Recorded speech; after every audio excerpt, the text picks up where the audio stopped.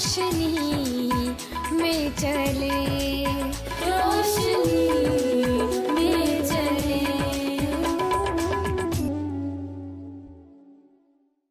ناظرین، پروگرام کلام کی روشنی میں یسوع المسیح کے زندہ اور جلالی نام میں آپ تمام دیکھنے والوں کی سلامتی ہو۔ خداوند کی بے حد شکر گزاری کرتے ہیں جس نے یہ ممکن کیا کہ ہم آج پھر آپ سب کی خدمت میں حاضر ہوئے۔ آج ہمارے درمیان ہمارے ہمیشہ کی طرح ہمارے ساتھ موجود ہیں ہمارے محترم استاد پادری عزیز انور۔ سر، آج کے شو میں ہم آپ کو ویلکم کرتے ہیں۔ بہت شکریہ بیٹا، تھینک یو اس اچھے مضمون پر گفتگو کرنے کے لیے آج یہ وقت ہمیں ملا۔ میں آپ کا اور آپ کے ادارے کا اور خداوند کا بہت شکر گزار ہوں۔ ناظرین، جیسا کہ آپ جانتے ہیں کہ ہم بات کر رہے ہیں غزل غزلات کی کتاب پر۔ آج بھی ہم اسی ادبی گفتگو کو جاری رکھیں گے اور اس کے 5ویں باب پر گفتگو کریں گے جس کا ٹاپک ہے محبوب کی فوقیت اور فضیلت۔ سر، آج کے ٹاپک کے لحاظ سے میرا پہلا سوال آپ سے یہ ہے کہ ہمیں یسوع المسیح کی ان 10 خوبیوں کے بارے میں بتائیے جو غزل غزلات کی کتاب میں درج ہیں، اور ابتدائی کلیسیائی ادب میں یہ کہاں اور کیسے استعمال کی گئی۔ بہت شکریہ بیٹا، آپ نے بہت خوبصورت سوال کیا۔ غزل الغزلات کی کتاب کو میں نے آپ سے عرض کیا تھا کہ جو شخص ادب کی چھوٹی چھوٹی اور بڑی بڑی اصناف سے واقف نہیں ہے اس کو اس کتاب کا مطالعہ نہیں کرنا چاہیے۔ ٹھیک۔ اس کتاب کا مطالعہ کرنے سے پیشتر ضروری ہے کہ قاری جو ہے وہ اس کو استعارے کا، تشبیہ کا، رمز کا، کنایہ کا، ثنائے بدائے کا، عام جسے فہم ہم علم کہتے ہیں اس کا وہ جانتا ہو، کیونکہ یہ ساری کی ساری کتاب سمبولک ہے یا استعارے میں یا تشبیہ میں بیان کی گئی ہے۔ ہم نے اپنی پچھلی گفتگو میں اسی استعارے اور تشبیہ کو اور رمز کو اور کنایے کو اس کتاب میں پڑھا، اور پھر ہم اس کے 5ویں باب کی 8ویں آیت پر پہنچ گئے، اور 5ویں آیت میں وہ جب اپنی سہیلیوں سے گفتگو کر رہی ہے تو گفتگو کرتے ہوئے شولمیت ان سے کہتی ہے کہ میرے محبوب کو ڈھونڈ کے لاؤ، وہ چلا گیا ہے، وہ آیا تھا میں اس کو نہیں ملی، یہ میری غلطی ہے یا پہرے داروں نے کیا کیا۔ ان ساری باتوں کو وہ دہراتی ہے، اور پھر اس کی سہیلیاں اس سے پوچھتی ہیں کہ تیرے محبوب کو کسی دوسرے پر کیا فضیلت ہے، اور تیرے محبوب کو کسی دوسرے پر کیا فوقیت ہے جو تو ہم کو اس طرح سے قسم دیتی ہے۔ پھر ان کے سوال کے جواب میں شولمیہ جو ہے وہ ان کو بیان کرتی ہے کہ اس کی کیا فوقیت ہے اور کیا فضیلت ہے۔ فوقیت اور فضیلت دونوں عربی زبان کے لفظ ہیں، اور دونوں کا مطلب جو ہے وہ ہے بڑائی، بزرگی، برتری، علم و فضل یا نیکی، کمال یا پاکیزگی، اور اس طرح کے بے شمار لفظ ہیں جو اس برتری کو ثابت کرنے کے لیے فوقیت اور فضیلت کے طور پر استعمال کیے جاتے ہیں۔ پہلے دن سے میں نے آپ سے عرض کیا کہ یہاں جو سلیمان بن داؤد ہے وہ نمائندگی کرتا ہے خداوند یسوع مسیح کی۔ سلیمان کا معنی میں نے آپ کو بتایا تھا کہ اس کا مطلب ہے سلامتی کا شہزادہ، اور یسایہ نبی جو ہیں وہ مسیح یسوع کو اس کے جب نام بتاتے ہیں کہ اس کا نام کیا ہوگا، تو پھر ان کے ناموں میں 5 ناموں میں ایک نام یہ ہے کہ وہ سلامتی کا شہزادہ ہوگا۔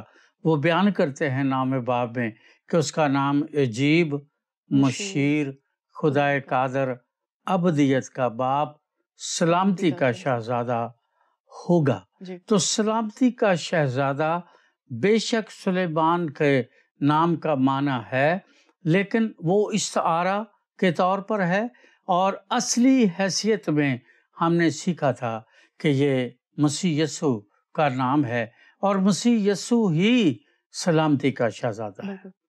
تو جہاں مسیح یسوع سلامتی کا شہزادہ ہے تو سوال یہ پیدا ہوتا ہے کہ اس کی دوسرے ہادیان ادیان جو ہیں یا انبیاء جو ہیں یا رسول جو ہیں یا جتنے بھی خدا کے برگزیدہ لوگ ہیں، ان پر شولبیت کی سہیلیاں یہ پوچھتی ہیں کہ اس کی فوقیت کیا ہے؟ وہ تو سب ہیں، بالکل، سلیمان بھی ہے، داؤد بھی ہے، یسایہ بھی ہے، موسیٰ بھی ہے، لیکن تیرا جو محبوب ہے، جو سلامتی کا شہزادہ تو کہہ رہی ہے، اس کو فوقیت کیا ہے؟ اور یہ میں سمجھتا ہوں کہ یہ سوال آج سے نہیں ہے، جی یہ سوال سال ہر سال سے ہے، جی ہزاروں سال سے ہے۔ ایون یسوع کے دور میں بھی یسوع خود اس زمین پر تھا تو لوگوں نے پوچھا کہ ہم کسی اور کا انتظار کریں یا تو وہی ہے، تو آنے والا جو مسیح تھا یا امید جو تھی ہماری یا جو ہمارا آنے والا شہزادہ تھا تو وہی ہے یا کسی اور کا انتظار کرے۔ تو مسیح یسوع نے ایک بڑی خوبصورت بات کہی، اس نے کہا کہ تم دیکھتے ہو کہ اندھے دیکھ رہے ہیں، لنگڑے چل رہے ہیں، مردے جی رہے ہیں، معجزات ہو رہے ہیں، عجیب کام ہو رہے ہیں، تو جس مسیح کی تم امید میں آج تک زندگی گزار رہے ہو، اس کے ساتھ یہی کام جو ہیں جڑے ہوئے ہیں، یہی اس کی فضیلت ہے اور یہی اس کی فوقیت ہے۔ اگر تم میرا یقین نہیں کرتے تو اپنے آباء و اجداد کی تعلیم اور علم کا تو یقین کرو کہ وہی کام ہو رہے ہیں۔ اب رہی جب ہم مسیح یسوع کے بارے اس کتاب کے تعلق سے بات کرتے ہیں تو اہم سوال یہ ہے کہ مسیح یسوع کی فوقیت کیا ہے؟ صحیح۔ نمبر 1، مسیح یسوع انسان کا محبوب بعد میں ہے، پہلے وہ خدا کا محبوب ہے۔ چونکہ وہ خدا کا محبوب ہے، وہ محبوب خدا ہے، تو یہ نہیں کہ ہم بطور مسیحی یہ بات کرتے ہیں۔ لکھا ہے کہ جب ہم متی کی انجیل کے 3 باب کی 17ویں آیت کا مطالعہ کرتے ہیں، مسیح خداوند کے بپتسمے کے بعد، تو لکھا ہے کہ آسمان کھل گیا اور میں نے روح القدس کو یا روح کو کبوتر کی مانند اس پر اترتے دیکھا، اور پھر وہ کہتا ہے میں نے ایک آواز سنی جو آسمان سے آئی کہ یہ میرا پیارا بیٹا ہے۔ اب مرکز میں اس نے کہا یہ میرا پیارا بیٹا ہے، اس کی سنو۔ تو اس کا مطلب یہ ہے کہ وہ جب اسے یہ کہتا ہے کہ وہ میرا پیارا بیٹا ہے تو اس کا مطلب وہ محبوب الہی ہے، وہ محبوب خدا ہے، اور چونکہ وہ محبوب الہی ہے، محبوب خدا ہے، اس لیے کوئی انسان جو انسان سے پیدا ہوا ہے وہ اس کے برابر ہو ہی نہیں سکتا۔ اس لیے اس کی یہ فوقیت ہے کہ وہ انسانوں کے مقابلے میں انسان حبیب ہو سکتے ہیں، انسان کلیم ہو سکتے ہیں، انسان اس کے دوست ہو سکتے ہیں، انسان نبی ہو سکتے ہیں، پر کوئی اس کا محبوب نہیں ہو سکتا۔ جس کے لیے جب ہم خدا کے کلام کا یوحنا کی انجیل کے 8ویں باب کی 42ویں آیت کا بیان پڑھتے ہیں تو مسیح یسوع نے اپنی زبان سے ان سے کہا، یسوع نے ان سے کہا کہ اگر خدا تمہارا باپ ہوتا تو تم مجھ سے محبت رکھتے، اس لیے کہ میں خدا میں سے نکلا ہوں۔ وہ کیوں محبوب خدا ہے؟ مسیح یسوع نے کہا اس کی فوقیت کیا ہے، فضیلت کیا ہے؟ وہ کہتا ہے میں خدا میں سے نکلا ہوں، اس لیے میں اس کا بیٹا ہوں، کیونکہ بیٹے اور بیٹی کا مطلب ہی اردو میں یہ ہے میں سے نکلا ہوا۔ وہ چونکہ خدا کا بیٹا ہے اس لیے اس نے خود کہا کہ میں اس میں سے نکلا اور اس میں سے آیا ہوں، کیونکہ میں آپ سے نہیں آیا بلکہ اسی نے مجھے بھیجا ہے۔ وہ اس کا مطلب یہ ہے وہ محبوب خدا ہے۔ سبب کیا ہے؟ کہ وہ ذات الہی کا حصہ ہے، وہ ذات الہی کا جسم رکھتا ہے، اس کی جو بدنی ساخت ہے وہ بے شک انسان کی ہے، لیکن اس کی جو روحانی ساخت ہے وہ باپ سے نکلا ہے، اس لیے وہ خدا کا کلمہ ہے، اس لیے وہ روح اللہ ہے، اس لیے وہ کلام اللہ ہے، اس لیے وہ محبوب الہی ہے، کیونکہ وہ خدا میں سے نکلا ہے، خدا میں سے نکلا ہے، اس لیے خدا کا کلام اسے کہتا ہے کہ عبرانیوں کے خط کا مصنف کہتا ہے وہ یسوع خدا کی ذات کا نقش ہے، وہ یسوع خدا کے جلال کا پرتاؤ ہے، کیونکہ وہ خدا کے جلال کا پرتاؤ ہے، وہ اس کا نقش ہے خدا کا، اس لیے خدا اور مسیح یسوع جو ہے اپنی قدرت، اپنے اختیار اور اپنی ساخت کے اعتبار سے یکساں ہے، کیونکہ دونوں کا جوہر ایک ہے، دونوں کا چونکہ جوہر ایک ہے، اس لیے وہ انسان سے پہلے اس کی فوقیت یہ ہے کہ وہ محبوب الہی ہے۔ کیوں محبوب الہی ہے؟ کہ وہ خدا کا جوہر ہے، وہ خدا میں سے نکلا ہے۔ اور پھر یوحنا کی انجیل میں یسوع نے خود کہا میں اور باپ ایک ہیں۔ اس لیے اس سے پہلے کہ ہم یہ ثابت کریں کہ اس کی فوقیت اور فضیلت کیا ہے، اس کا پہلا قدم یہ ہے کہ وہ ذات الہی ہے، وہ اس کی ذات کا نقش ہے، وہ اس کے جلال کا پرتاؤ ہے، ان کا دونوں کا خدا باپ خدا بیٹے کا جوہر ایک ہے، اور یسوع نے خود کہا کہ میں اور باپ ایک ہے۔ پھر جب ہم خداوند یسوع کی ذات کی فوقیت کی بات کرتے ہیں یا فضیلت کی بات کرتے ہیں تو نہ صرف وہ خدا کا جوہر ہے، خدا کا جلال ہے، نہ صرف جوہر میں ایک ہیں، نہ صرف یسوع کے بغیر کوئی باپ کے پاس نہیں جا سکتا، دوسری اہم بات بیٹا یہ ہے کہ وہ خدا تک رسائی کا واحد وسیلہ ہے۔ یسوع نے خود کہا کوئی میرے وسیلے کے بغیر باپ کے پاس نہیں جا سکتا۔ یوحنا کی انجیل کے 14ویں باب کی 6ویں آیت میں لکھا ہے یسوع نے اس سے کہا راہ اور حق اور زندگی میں ہوں، کوئی میرے وسیلے کے بغیر باپ کے پاس نہیں آتا۔ یہ اس کی فضیلت ہے، یہ اس کی فوقیت ہے کہ مسیح یسوع وہ سلامتی کا شہزادہ ہے، وہ حقیقت میں خدا کا جوہر ہے جس کے بغیر بقول مسیح خداوند کوئی باپ کے پاس نہیں جا سکتا۔ یہ اس کی فضیلت ہے اور یہ اس کی فوقیت ہے۔ پھر تیسری بات جو ہمیں فوقیت اور فضیلت کو ثابت کرتی ہے وہ یہ ہے یوحنا کی انجیل کے 8ویں باب کی 46ویں آیت اگر آپ دیکھیں، پہلا کرنتھیوں اس کا 15واں باب دیکھیں، بے شمار حوالے ہیں ہمارے پاس جن کے مطابق دو باتیں ہیں۔ پہلی بات کہ مسیح یسوع کی ذات میں گناہ نہیں، واحد ہستی ہیں دنیا میں جن کی ذات میں گناہ نہیں۔ یسوع نے چیلنج کیا کہ تم میں سے کون مجھ پر گناہ ثابت کر سکتا ہے؟ بے شک وہ مقدسہ مریم کے بطن اطہر سے پیدا ہوئے، لیکن یہ سوال تو مقدسہ مریم نے بھی کہا۔ فرشتے نے جب اسے کہا کہ تجھ پر فضل ہوا ہے تو اس نے کہا یہ کیسے ممکن ہے، میں تو مرد کو نہیں جانتی۔ فرشتے نے یہ نہیں کہا کہ تو مرد کو جانے گی، اس نے کہا کہ تو نہیں جانتی، یہ سچ ہے، اب تیرے بیٹا ہوگا، پر اس کے بیٹا ہونے کی وجہ یہ ہوگی کہ خدا کا روح تجھ پر سایہ کرے گا، تو روح القدس کے وسیلے سے حاملہ ہوگی، بیٹا جنے گی، اور روح القدس کے وسیلے جو بیٹا پیدا ہوگا وہ مولود مقدس خدا کا بیٹا کہلائے گا۔ اس لیے یسوع کی ذات گناہ سے مبرہ ہے۔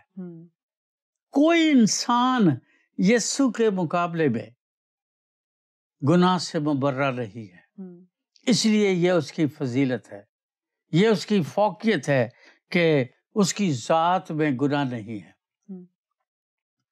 دنیا میں واحد قبر ایسی ہے جو خالی ہے، مسیح یسوع واحد ہستی ہیں، یہ ان کی فوقیت ہے، یہ فضیلت ہے کہ ان کو کسی دوسرے نے دعا کر کے یا کچھ کر کے زندہ نہیں کیا۔ یسوع نے لازر کو زندہ کیا، یائر کی بیٹی کو زندہ کیا، اس نے نائن کی بیوہ کے بیٹے کو زندہ کیا، ایلیا نے بیٹے کو زندہ کیا، بائبل بھری پڑی ہے۔ لیکن کسی دوسرے نے کسی دوسرے کے لیے دعا کی، کسی خدا کے بزرگ نے، نبی نے، پیغمبر نے دوسرے کے لیے دعا کی اور وہ زندہ ہوا۔ کوئی جس کو دفن کر دیا گیا وہ اپنی قدرت سے کبھی زندہ نہیں ہوا سوائے مسیح یسوع کو۔ اور یہ بات فرشتوں نے ان خواتین سے کہی جو قبر پر آئی تھی۔ فرشتوں نے کہا زندہ کو مردوں میں کیوں ڈھونڈتی ہو؟ وہ زندہ تھا، زندہ ہے، زندہ رہے گا، اس لیے وہ اپنے کہنے کے مطابق، لکھا ہے اپنے کہنے کے مطابق جی اٹھا۔ اور یہی گواہی ہے، پہلا کرنتھیوں 15واں باب، اس میں مقدس پالوس کہتا ہے کہ یہ خوشخبری مجھے پہنچی، میں نے تمہیں پہنچائی، تم نے قبول بھی کر لیا، تم ایمان بھی لائے، اور تمہیں اس خوشخبری پر ایمان لانے کے باعث نجات بھی ملی۔ اور وہ خوشخبری کیا ہے؟ خوشخبری بیٹا یہ ہے، وہاں لکھا ہے 3 آیت میں، اور یسوع مسیح ہمارے گناہوں کے لیے کلام مقدس کے مطابق مصلوب ہوا۔ کتاب مقدس کے مطابق ہمارے گناہوں کے لیے مصلوب ہوا، دفن ہوا، اور کتاب مقدس کے مطابق تیسرے دن مردوں میں سے جی اٹھا۔ اور پھر آگے ایک فہرست ہے، 8ویں آیت تک فہرست ہے، اور جس میں وہ 500 کو دکھائی دیا، کیفا کو دکھائی دیا، پھر وہ کہتا آخر میں مجھ سے دکھائی دیا جو گویا ادھورے دنوں کی پیدائش ہو۔ سینکڑوں ہزاروں گواہ موجود ہیں، وہ جو پہرا دینے کے لیے قبر پر بیٹھے ہوئے تھے۔ جب انہوں نے دیکھا کہ وہ جی اٹھا ہے، وہ شہر میں آئے۔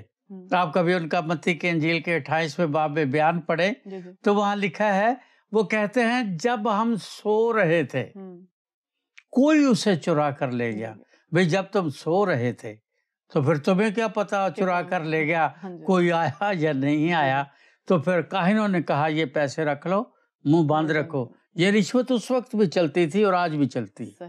منہ بند رکھو اور کسی سے یہ بات نہ کہنا کہ قبر خالی ہے یا وہ جی اٹھا ہے، چونکہ اس کی قبر خالی ہے۔ یہ اس کی فوقیت ہے، یہ اس کی فضیلت ہے جو خود اپنی قدرت کے موافق جی اٹھا۔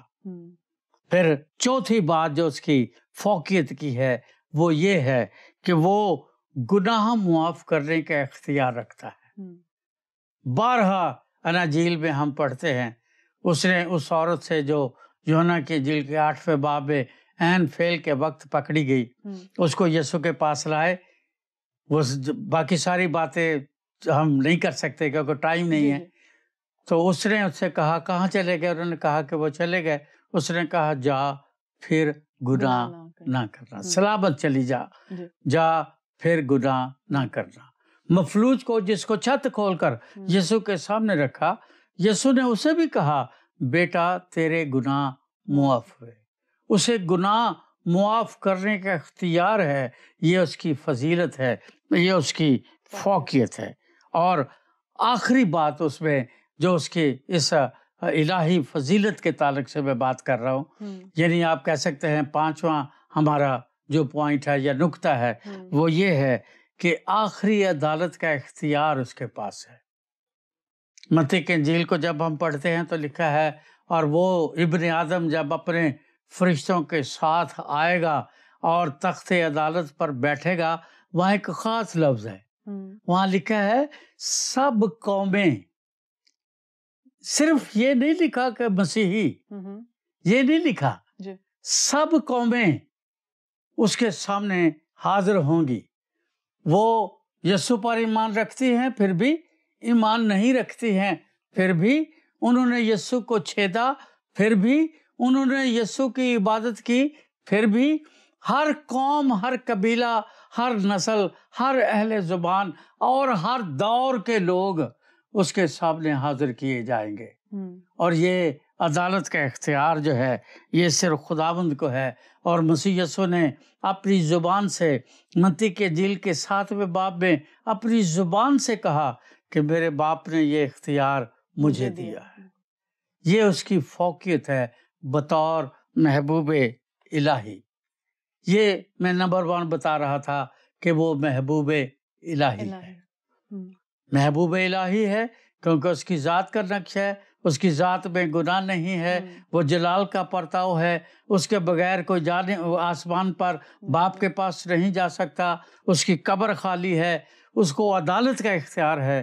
وہ ثابت کرتا ہے کہ وہ محبوب الہی ہے اور یہ دیگر تمام کروڑہ انسانوں پر اس کی فوقیت ہے.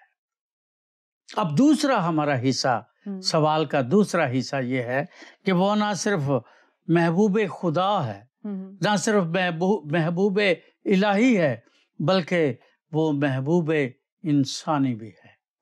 وہ انسان کا محبوب بھی ہے. لوکا کی انجیل کے 2 باب کی 52ویں آیت میں لکھا ہے، اور یسوع حکمت اور قد و قامت میں اور خدا اور انسان کی مقبولیت میں ترقی کرتا گیا.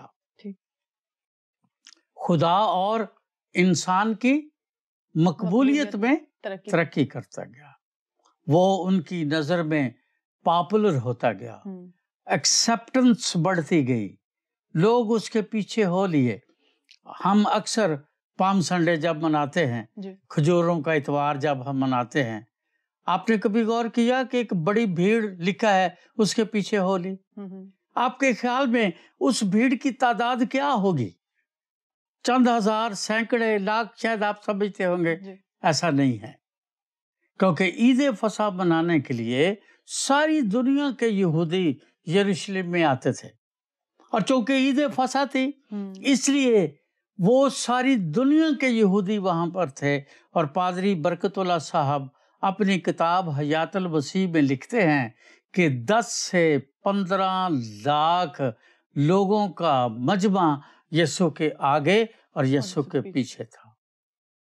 وہ انسان کا بھی محبوب ہے، وہ خدا کا محبوب بھی ہے، وہ انسان کا بھی محبوب ہے، اور انسان بھی اس سے پیار کرتے ہیں. اور مقدس پولس اپنے خط میں بڑے واضح طور پر بیان کرتا ہے کہ کون ہمیں اس کی محبت سے جدا کر سکتا ہے. نہ غربت، نہ تنگی، نہ کال، نہ قید، نہ کوڑے، اور آخر میں کہتا ہے موت بھی ہمیں اس کی محبت سے جدا نہیں کر سکتے.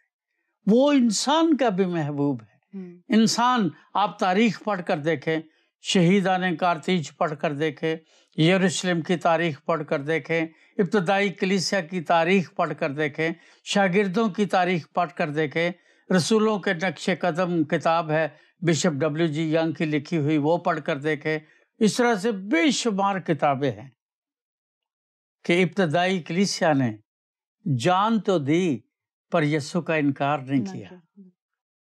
اس یسوع کا جو آسمان پر ہے اور جو ان کے سامنے نہیں ہے، لیکن اس کی محبت میں اتنے سرشار ہیں کہ نوجوان، لڑکیاں، لڑکے، بوڑھے، بچے جان دینے کو اپنی زندگی کی پریورٹی سمجھتے ہیں. وہ کہتے ہیں یہ فضل ہوا کہ میں خداوند یسوع کی محبت میں اپنی جان دے سکوں. بلنڈینا نام کی ایک لڑکی کے بارے میں پڑھ رہا تھا کہ وہ 16-17 سال کی نوجوان لڑکی تھی. اس کو جنرل نے کہا یا اس فوجی نے کہا کہ اگر تو ابھی اپنے یسوع کا انکار کر دے تو مجھے تجھے چھوڑنے کے اختیار ہے. اس نے کہا میں یسوع کے لیے جان تو دے سکتی ہوں پر انکار نہیں کر سکتی. سینکڑوں بیٹا، سینکڑوں ہزاروں لوگ ہیں جو قبروں میں ضرور چلے گئے، تہہ خانوں میں ضرور چلے گئے، جو چھپ گئے، جنہوں نے آزادانہ اس طرح سے اس دور میں منادی نہیں کی لیکن جان ضرور دی. स्मरना की कलीसिया को वो यही कहता है, मैं तेरे दुख को जानता हूँ, तेरी तौहीन बेइज्जती को जानता हूँ, तेरी मुसीबत को जानता हूँ, मैं तेरे सारे दुखों को जानता हूँ। और फिर कहता है 20वीं आयत में, जान देने तक वफादार रहे तो मैं तुझे जिंदगी का ताज दूंगा। और स्मरना का मतलब ही मौत की कलीसिया है, क्योंकि स्मरना मुर से है।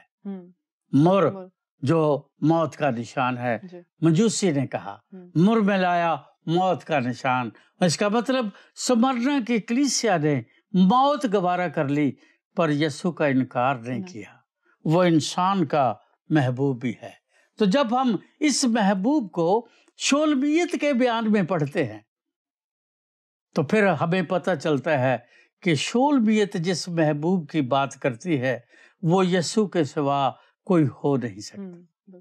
मेरा कहने का मतलब सिर्फ ये है, सलामती का शहजादा मसीह यीशु है। वो महबूब इलाही है पहले, और बाद में है इंसान का महबूब। और सुलेमान भी यदीदिया है, जिसका मतलब खुदा का प्यारा है। पहले वो खुदा का प्यारा है, फिर वो शोलमियत का सलामती का शहजादा है, या उसका सुलेमान है। 10 खूबियां बादशाही को पेश करती है। इसलिए आपने अक्सर पूरी तौरेत शरीयत तो आपको याद नहीं होगी, पर 10 हुक्म तो याद है ना। वो हम बच्चों को भी सिखाते हैं, घर में स्लेट भी लगाते हैं 10 अहकाम, क्योंकि 10 अहकाम बाकी 316 अहकाम का सत है, जिस है, एसेंस है। जो इन 10 को मान लेता है वो पूरी तौरेत या शरीयत को या असफारे खमसा को मान लेता है। इसलिए वो 10 अहकाम हैं। हैकल में मस्कन जो है खुदा का, जो पर्दा पाक तरीन मुकाम और पाक मुकाम को अलग करता है, वो जो है उसके भी 10 पर्दे हैं। हैकल के 10 पर्दे हैं। हैकल में 10 क्षमादान हैं, 10 मेजें हैं जिन पर रोटियां रखी जाती थी, और 10 सींग और 10 बादशाह हैं जो मुकाशफा में हमें बयान किए जाते हैं उसके 17वें बाब की 2री आयत में। इसलिए यीशु सबसे पहली बात शोलमियत का जो बादशाह है, जिसको वो 10 खूबियां बयान करती है, वो अपनी खूबियों के एतबार से एक मुतलक उल-अनान बादशाह है। उसकी बादशाही कल भी थी, आज भी है और हमेशा रहेगी, क्योंकि वो बादशाह अपनी जात में, अपनी शख्सियत में, अपनी बादशाहत में कल, आज, बल्कि अब तक यकसा है। सर बहुत शुक्रिया आपका, बहुत ही खूबसूरती से आपने इस सारे टॉपिक को बयान किया। यकीनन हमारे नाजरीन के जो क्वेश्चन है वो भी क्लियर हो गए होंगे। तो नाजरीन हमें इजाज़त दीजिए, इसी प्रोग्राम को हम ज़रूर कंटिन्यू करेंगे। अगली जो यीशु मसीह की 10 खूबियां हैं हम ज़रूर उन पर बात करेंगे। हमें इजाज़त दीजिए, फिर आपसे मुलाकात होगी। देखते रहिए प्रोग्राम कलाम की रोशनी। आओ हम खुदावंद की रोशनी में चले, रोशनी